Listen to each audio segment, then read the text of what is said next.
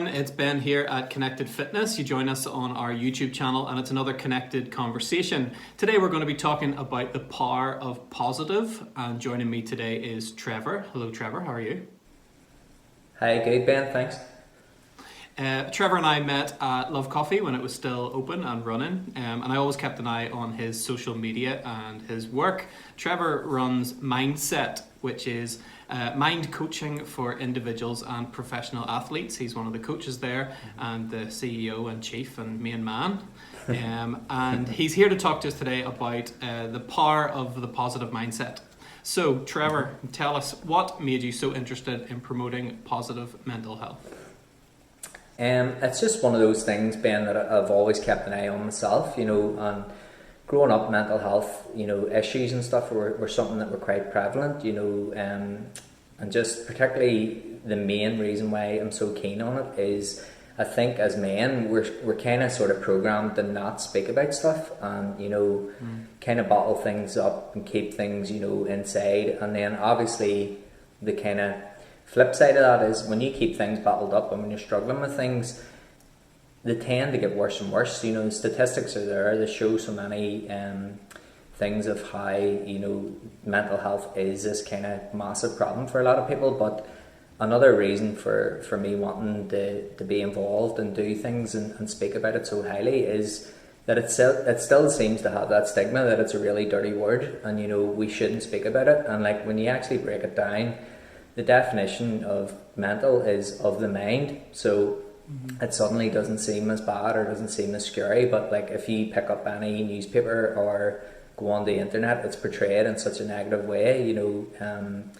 Like you've seen classic movies where when they speak about mental health, it's people in straitjackets, it's all negative things, and maybe if you were to ask somebody what's the first thing comes into your head when you think of mental health, very few people will say, it's maybe taking time to relax and have a cup of coffee, go for a walk, doing something, they'll say things like stress, anxiety, depression, it's a lot of issues. So it's really trying to, I wouldn't say educate, but, I think just trying to get a message out there that something needs to change and there needs to be a shift in this, or the patterns are still going to continue.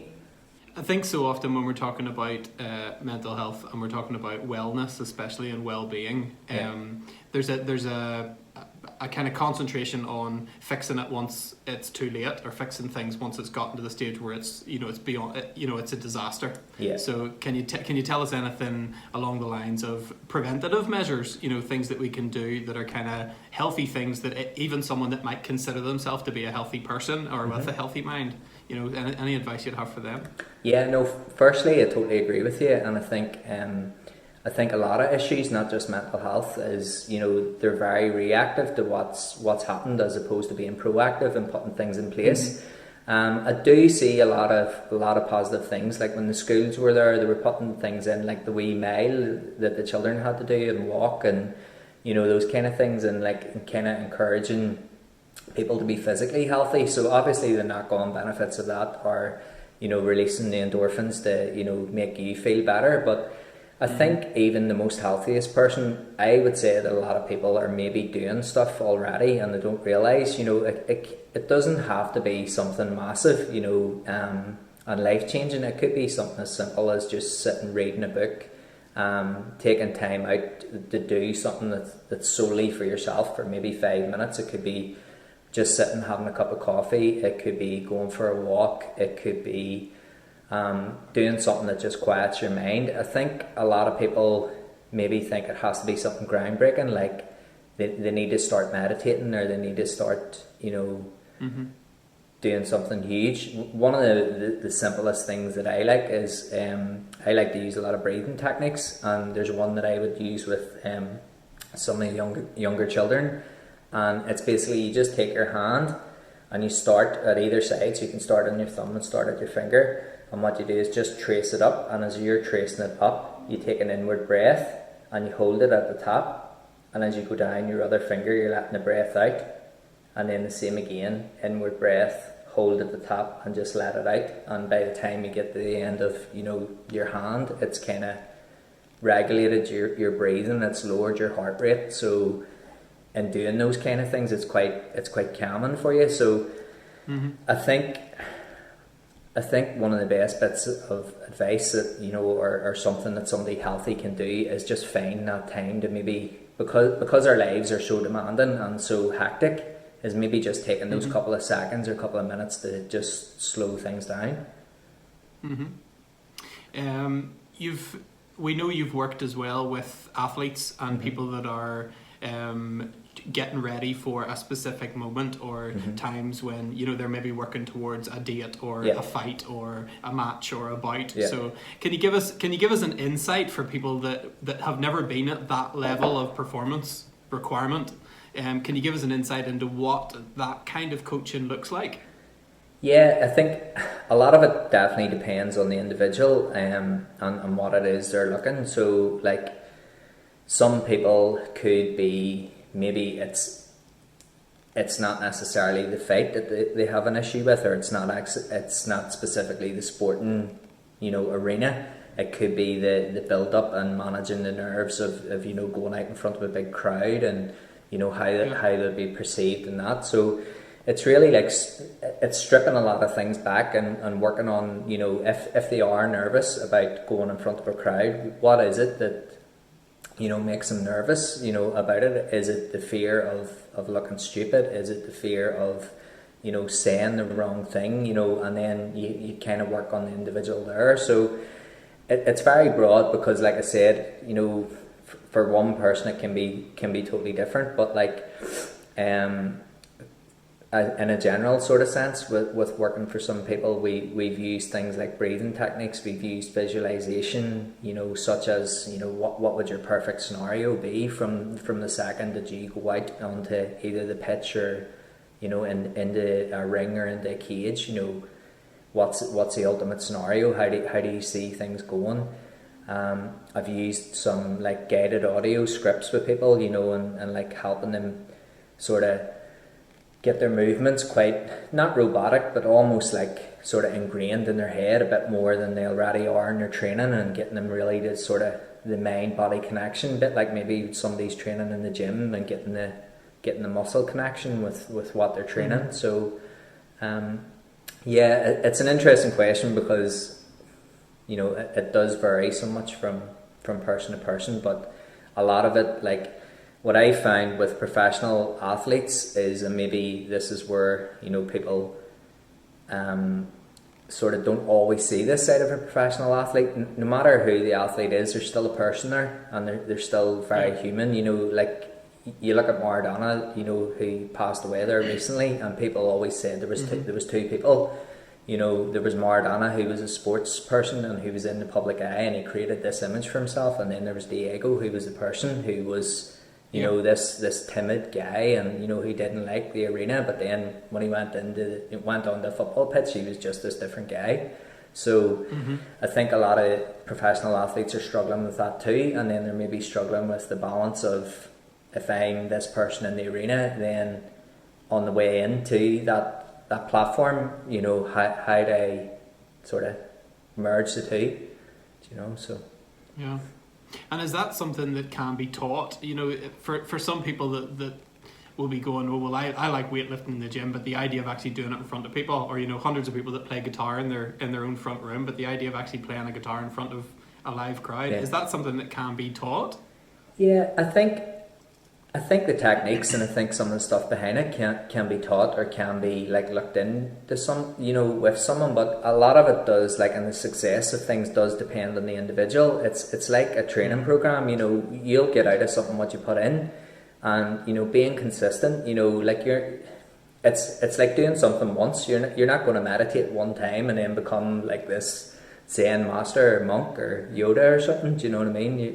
It does take practice. It takes, you know, you have to keep reviewing things. You have to learn how to quiet your mind. So yes, I definitely do think the concept, any theory can be taught. It's just can the individual apply it, and can it be applied properly? And I think obviously depending on the sport too. Like Mike Tyson says, everybody's got a plan to get punched in the face. You know, so some of the guys that I am working with do get punched in the face on a regular basis. You know, they're either boxing or they're in a cage. So to try and apply your training, apply what you already know on the physical sense, and then try and bring in something for your mind too is quite difficult. But yeah, it can be taught, but it'll depend on the individual how quickly they kind of take it in.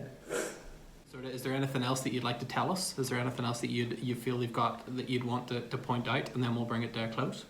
Yeah, I think the main thing for people is, like, a lot of people think mental health doesn't apply to them. You know, a lot of people think if you've got a healthy body, then everything kind of goes with it. But like, you do need to work on your own head, and you do need to take a bit of downtime, especially at the minute when things are so uncertain and there's so much additional stress maybe being put on people.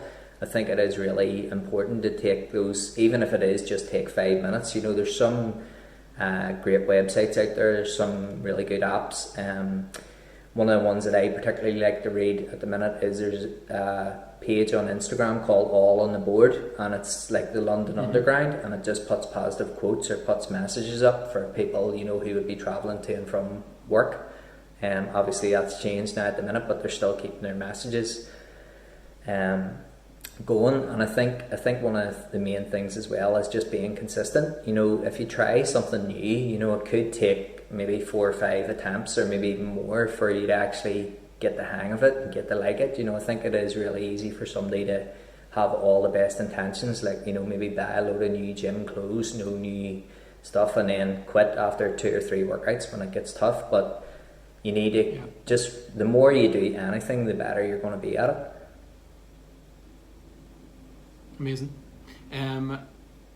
What's the best compliment you've ever been paid? Apart from about my hair and these headphones, I think one of the best things I ever was paid was, there was a couple of times I actually thought about winding mindset up and quitting and thinking, you know, things are tough, things are hard, you know, how much is a message getting out there, who's seeing things and who's liking stuff, who's commenting on things. And I had a few people reach out to me and say, oh, I've noticed your posts have sort of slowed a wee bit. Look, I don't know if you realise this, but like every morning I was waking up and waiting on your wee posts of positivity, or waiting on your, you know, your what you had to say. So look, if it means anything, like I'm following you and I'm supporting you, so continue that. And that was a great thing to hear, and I think it was a very humbling thing for me as well, because I think a lot of us do look for that kind of instant gratification. You know, you'll spend time maybe trying to do a post or do whatever, and you'll put it up and you'll think you've put so much effort into it and only 4 or 5 people have liked it, you know, and it's not about that, you know what I mean? If one person likes what you're doing, then that's great, and if not, if you believe in what you're doing, then continue with it. Yeah. It's the story of the wee boy and the starfish, where he's walking along the beach and he's flinging the starfish into the beach, and somebody says, you know, there's hundreds of starfish, you're never going to do it all, it'll not make any difference. And he says, well, it made a difference to that one. Big time. You know, that sounds like a brilliant place to bring it to an end. We always like to reward people that have managed to sit through 17 minutes of us waffling. With some quick fire questions. So, and I don't normally tell you these in advance because I like your quick answers. Cool. So 7 questions, and it's all about basically, if nothing of this podcast was of any use, hopefully we can throw in some recommendations at the end. Cool. Okay. So, can you recommend to us who is your current best album, most listened to album, or a new musical artist? Yes. So I wouldn't know too much about albums at the minute, but the person that I'm listening to quite a bit is Dermot Kennedy. So he's kind of my go-to at the minute. What's your current Netflix binge? So I'm quite late to this party, so I have to apologise for that. So I'm currently Tiger King. So Cobra Kai at the minute is definitely my go-to show. Really, really enjoying it. Okay. Podcast, if you listen to a podcast? I don't actually listen to too many, but my friend, a good friend of mine from Liverpool, has put up one, and it's very Liverpool dominated, but I find quite funny, so I kind of give him the benefit of the doubt and sort of secretly listen to that. But it's all football related. But the name is you can send me the link and I'll put the it. name is evading me at the minute. I can't remember.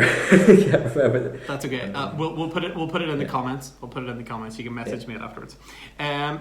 Your current favourite walk to do wherever close to where you are?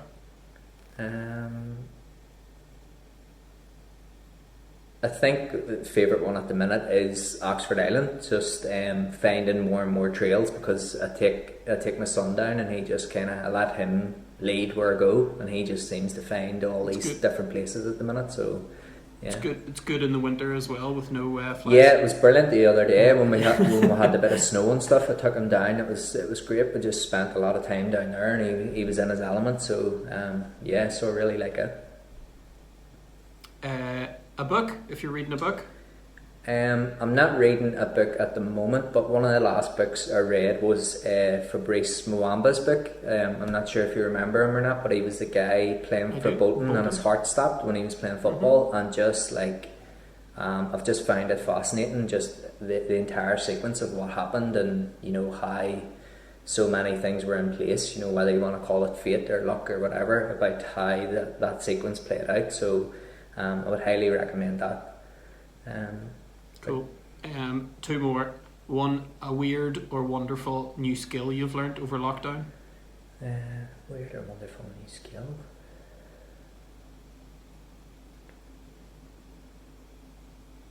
I think. So a bit, I know, a bit like everybody. I tried my hand at a bit of baking and stuff, so I certainly know at least a new skill that I didn't learn was okay. how not to make pancakes. So basically there was this recipe for pancakes online, and pancakes aren't even that difficult, and I followed it to the letter, and my pancakes can only be described as slop. So I don't know what went wrong. So certainly if there's a career for baking to be had after these restrictions, it won't be for me. So there won't be any mindset bakeries opening up. think positively, you never know. And some sort of weird, and the weirder the better, some sort of weird boredom killer at the minute. My I'm gonna sound like such a housewife like this, but my weird boredom killer at the minute is definitely tumble drying. I've went flat out into doing stuff like that and killing a bit of time. Housework, doing that kind of stuff. Trying to create games as well to entertain my wee boy. So yeah, definitely my boredom killer is trying to teach him to throw his bottles into the bin. So he likes to drink bottles of water, and he just likes to leave them wherever he feels like it. So I've been secretly trying to teach him how to do the bottle flip, and then also throw them into the bin. So that's definitely my boredom killer now. There's a great video, I know you're a Man United fan, there's a great video of Mesut Ozil doing 15 bottle flips in a row, where he just does it over and over and over and over and over. Well, he had plenty of time to practice. Turkey's Mesut Ozil. I know he's had quite a lot of 350 grand a week to do nothing. There's a man that doesn't need to think positively. I know, big thing. Trevor, it's been amazing. Thank you very much for coming down and for joining in. I know you've taken time out of your schedule, and we really appreciate it. No problem. Thank you. So thank you very much. For everyone at home, if you can do us any one favour, or if you've enjoyed this, like and share the video, that's great. Or alternatively, just subscribe. Click this button right here. Tick here if you want to get notifications. If you do the little bell beside it as well, then you'll get notifications when we post new videos. Thank you so much, and we'll see you next time. Bye.